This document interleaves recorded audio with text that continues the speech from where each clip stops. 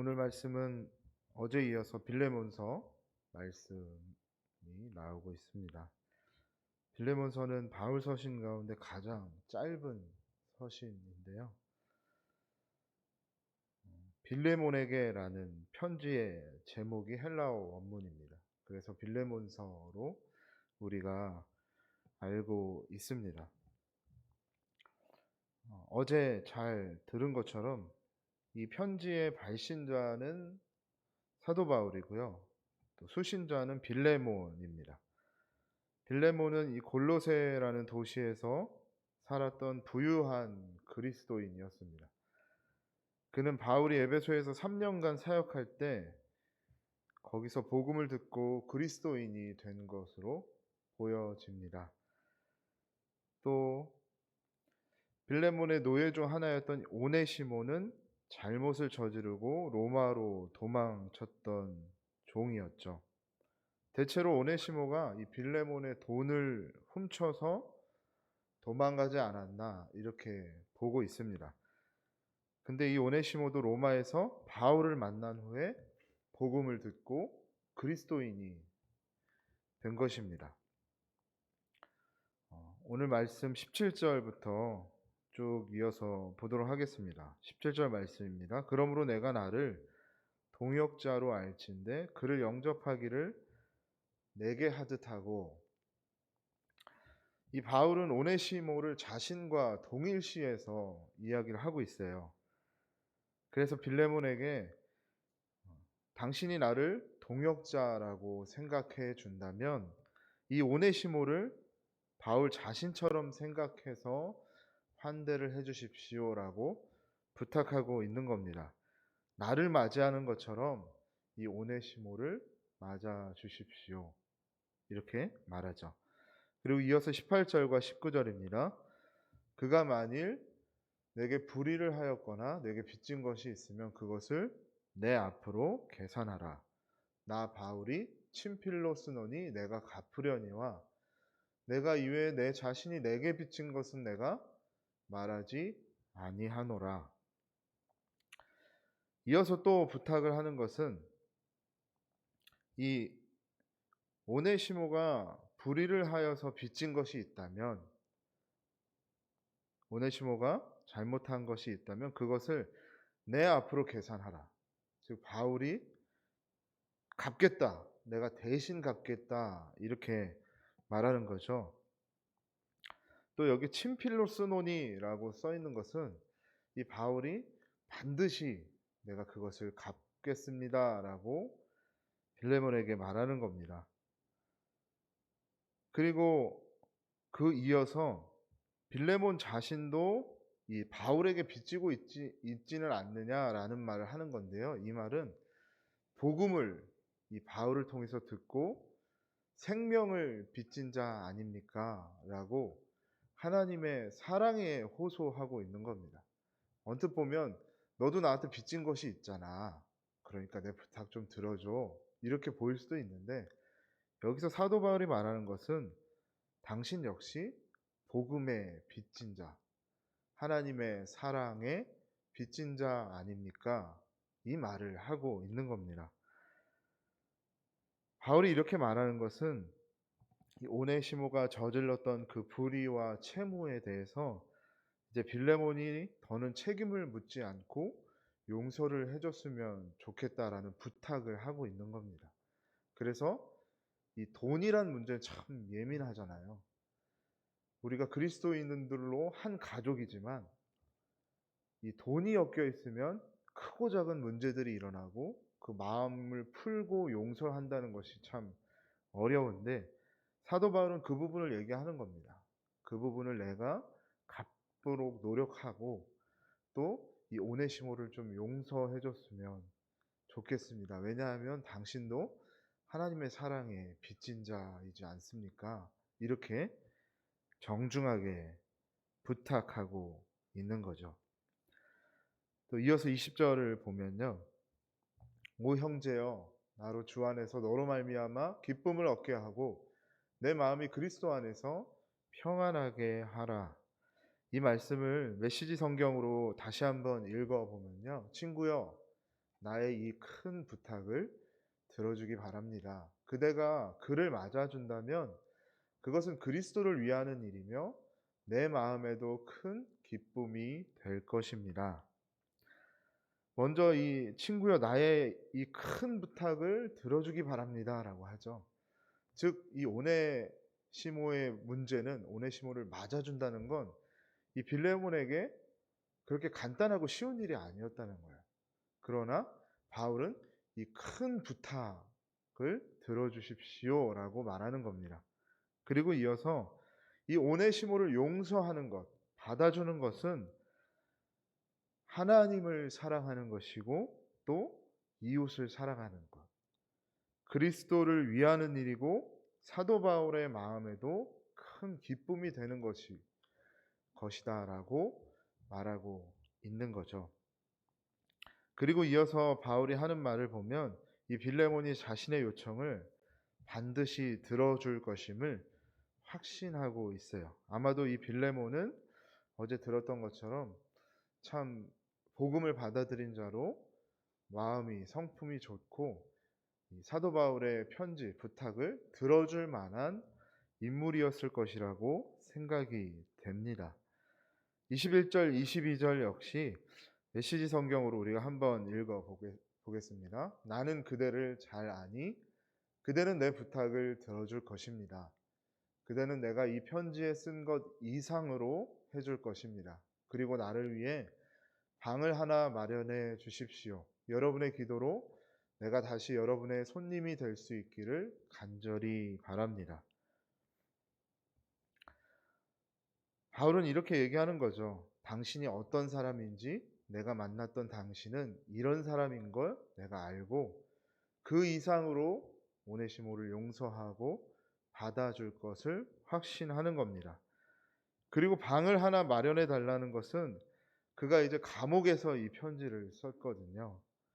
그래서 석방이 된다면 이 빌레몬과 함께 바울을 위해서 기도하고 있는 성도들의 기도 덕분이라고 이야기하는 겁니다.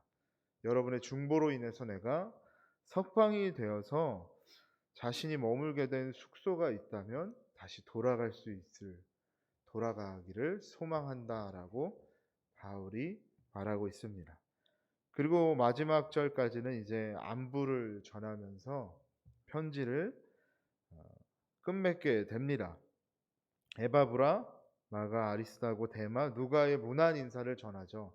이들도 당신에게 문안 인사를 전합니다. 그리고 마지막 축복하는 기도로 이 빌레몬서가 끝이 납니다.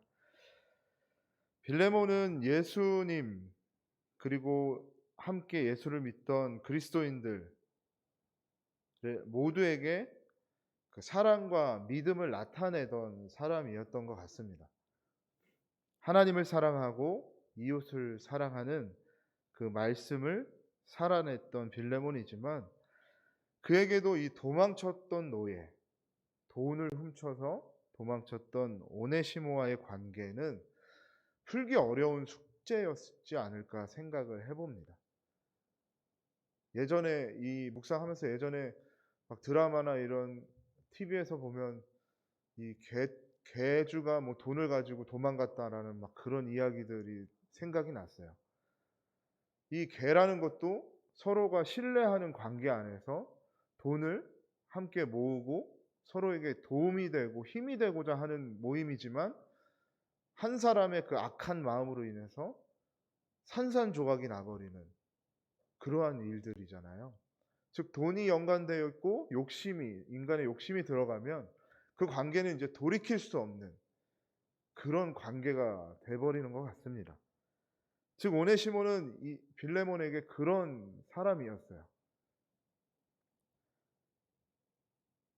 이런 빌레몬에게 바울은 오늘 제목처럼 사랑이 먼저입니다 라고 말하고 있는 것입니다.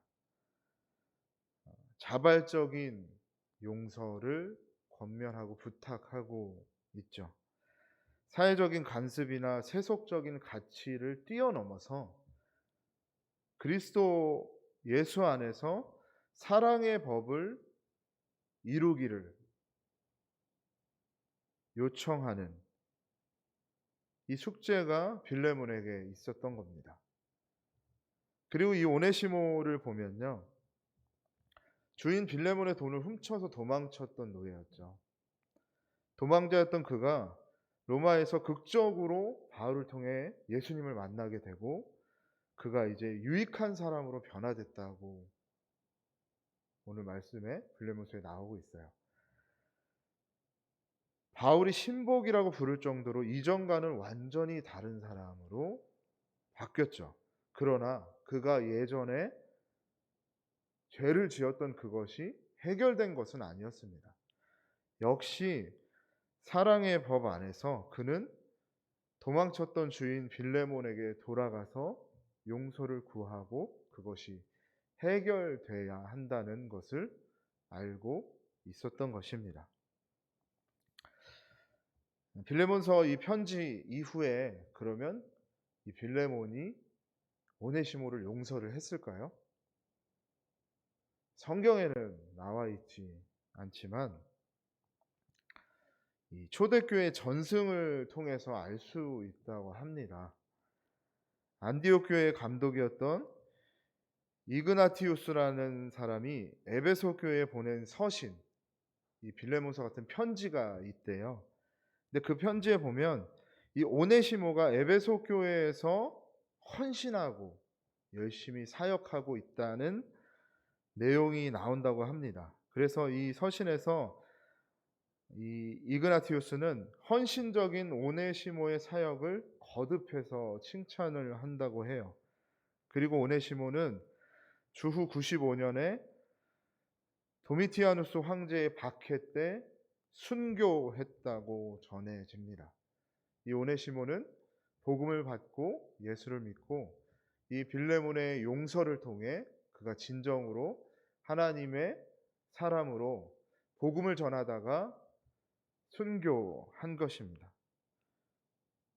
예수님의 사랑이 용서를 할 수 있었고 그 용서를 통해서 오네시모는 마지막까지 하나님께 헌신하고 섬기며 그의 삶을 살아갈 수 있었던 것입니다. 오늘 말씀을 묵상하면서 예수님의 사랑의 법에 대해서 생각을 해봤습니다. 우리 교회 안에는 세상의 법, 세상의 관습, 세상의 가치가 아니라 그리스도 예수 안에서 우리에게 주어진 사랑의 법이 있는 줄로 믿습니다.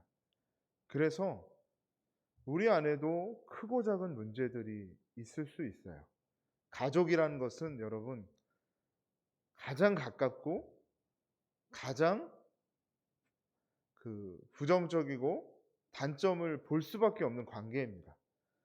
가족이 아니라면 적당한 거리가 있기 때문에 그 사람이 어떤 단점이 있고 어떤 본 모습이 있는지 알지 못해요.